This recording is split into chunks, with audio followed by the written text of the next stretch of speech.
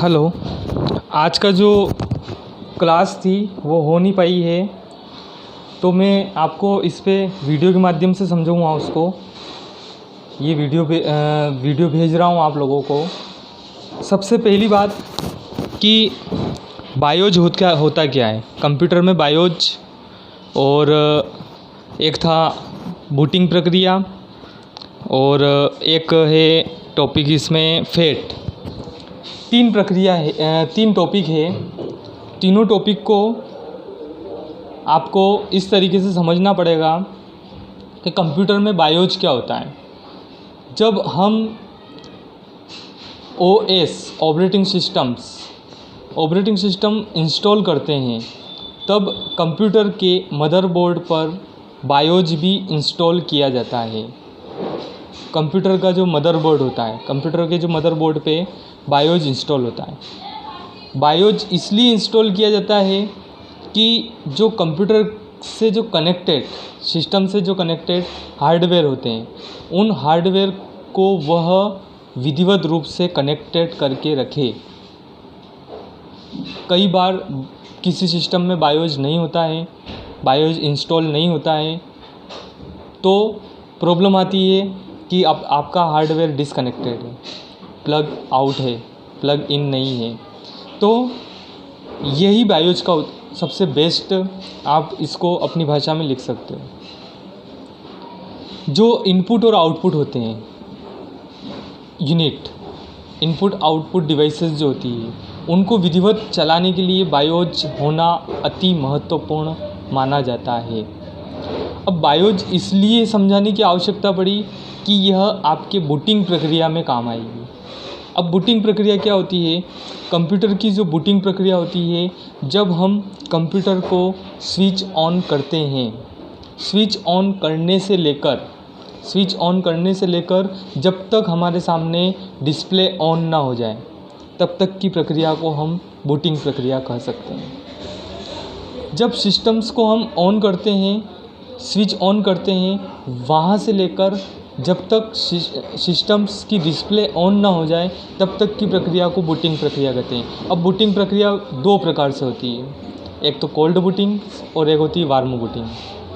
Cold booting और warm booting में अंतर ये है कि कोल्ड बूटिंग्स, जब भी आप सिस्टम को चलाने के लिए बैठे हो, सिस्टम को जिसे आप चलाने के लिए बैठे हो और आपने जिसे स्विच ऑन किया, स्विच ऑन करने की प्रक्रिया जो होती है कोल्ड बूटिंग कहलाती है।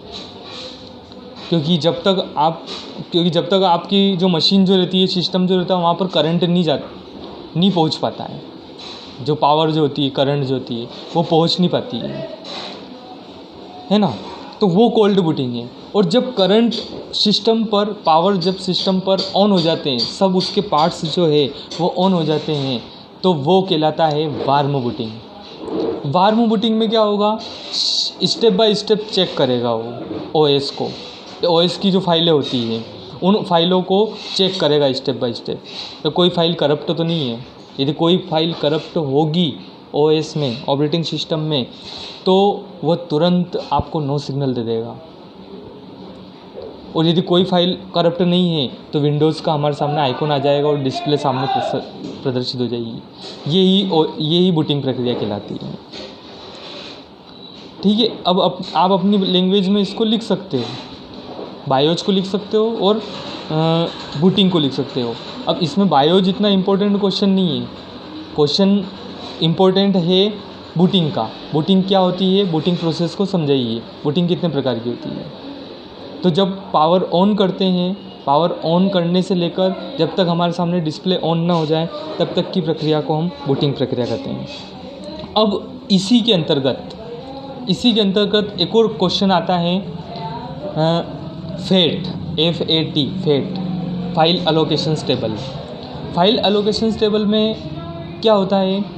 जब हम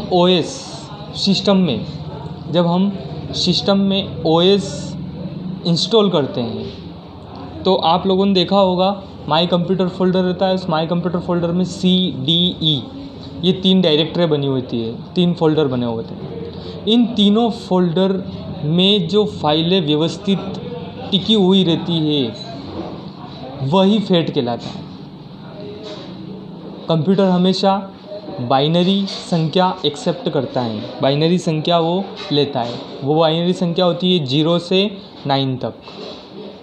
0 से 9 तक की जो संख्या होती है वो बाइनरी संख्या जो है वो ही लेगा। अब आप अपने मोबाइल में भी देखते होंगे कि कभी कभी आपकी मेमोरी फुल हो जाती है तो रेड कलर शो कर देता है।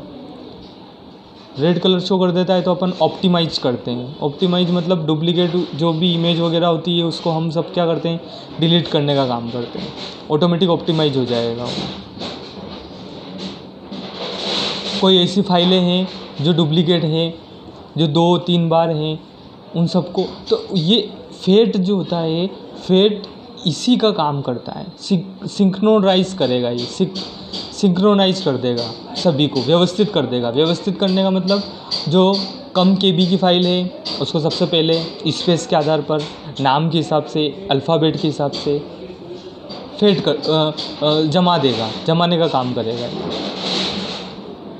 तो जब तक लग रहा है मेरे को कि ये तीनों बातें आपको समझ में आई होगी वीडियो के माध्यम से, ठीक है, ओके।